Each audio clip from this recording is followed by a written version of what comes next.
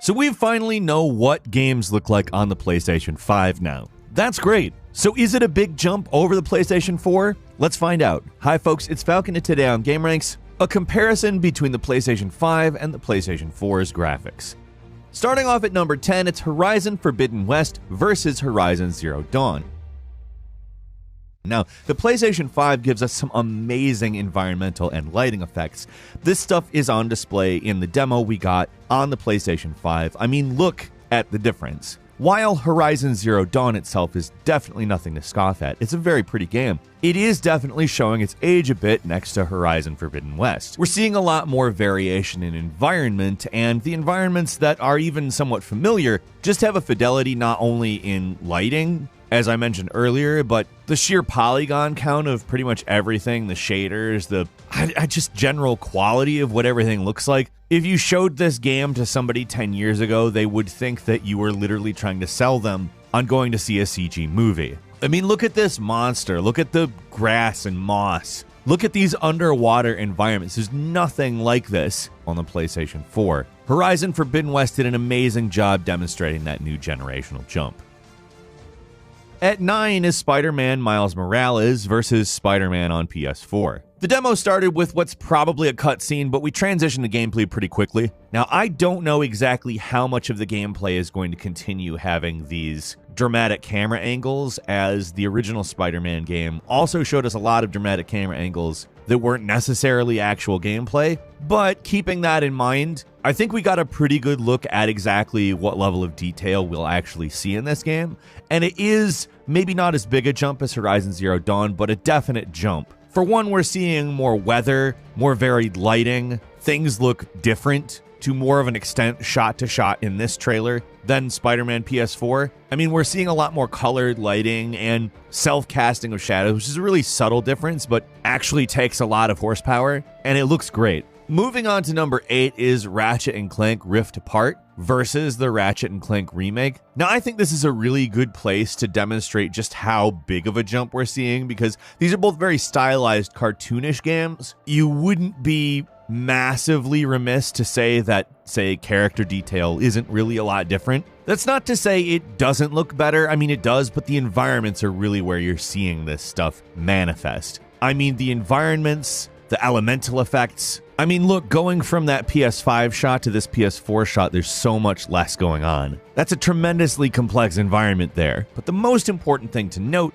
is all of this instantaneous teleportation that is being made possible via the SSDs. It's not like this PlayStation 4 level here is uncomplex. It's just that what we're seeing on the PlayStation 5 is significantly more complex, and we're traversing between them using portals with instantaneous load times. Not only is it a great looking addition to the franchise, but as a tech demo, it was not only useful, but incredibly impressive. At number 7, we're going to compare Returnal to Control, Death Stranding, and maybe a little PT, because obviously you don't have a direct comparison, but I mean, we have some really impressive effects here. We've gotten really close in on some character faces in all these franchises, and that's not to say that Death Stranding isn't like beautiful and impressive, but there's a lot of detail here. I would say our combat actually is pretty reminiscent of Control as far as what it looks like on screen. However, you can definitely tell way more going on. The effects are a lot more distinct, and there's less obscured by darkness.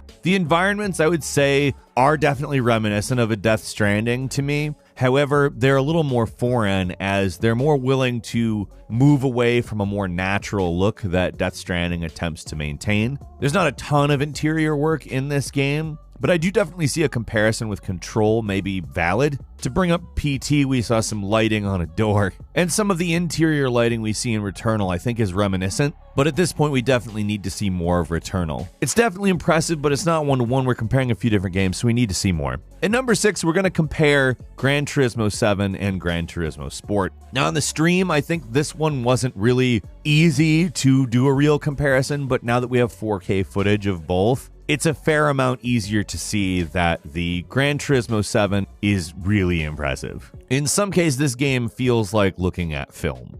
Pause it and you see these beautiful ray-traced, motion-blurred reflections as compared to the PlayStation 4 where you see the environmental box ones. And a lot of the footage, when you pause it, just looks like a photograph. Inside, I mean, you see a lot of impressive lights reflecting off of all of the various surfaces. Outside, you see motion blur in a manner that really does a good job convincing you that you are watching film. I mean, interior shots, exterior shots, lighting and reflections are really the key here, I think. That's not to say that the PlayStation 4s look bad, but like in motion, all of this stuff is just significantly more impressive. At number 5 is Oddworld Soulstorm versus Oddworld New and Tasty, the latter being a remake, the former being a brand new game that definitely does up the ante, graphically speaking. Now, that's not to say the remake of the original Oddworld game doesn't do a hell of a lot with the graphics. It looked nothing like that before. However, we are looking at a much bigger in scale game. However, it does keep the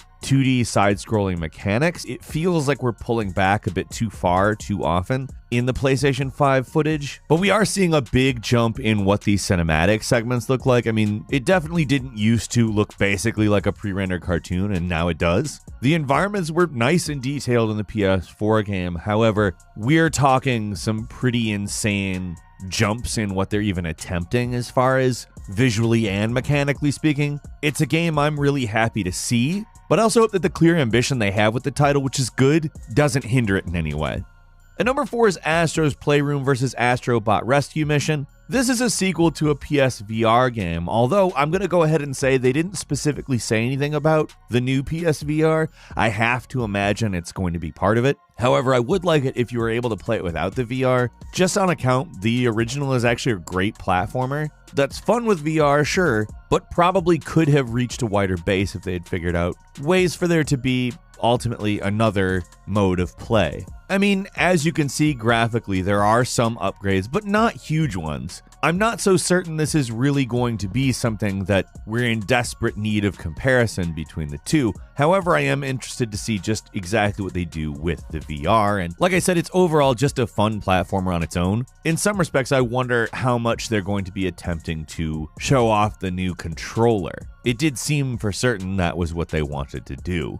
At number 3, we want to talk about what NBA 2K21 looks like compared to NBA 2K20. Now, I want to go ahead and say we did not get a lot to judge this game off of. In some respects, there's some big-time social distancing going on in this trailer, although they also made sure to show us the difference between the character models, which in some respects, we might be looking at a big jump. Our man is very sweaty in this new trailer. He is very affected by lighting, and in previous versions of the game, obviously we've got stadium lighting, which can look amazing, don't get me wrong. But I do for sure think that they went out of their way to show us a lighting situation that would maybe not be typical, just to show off some form of better lighting. I don't know exactly how reflective of gameplay this footage is going to be, but I'll say it just looks a lot more human than anything in the previous game.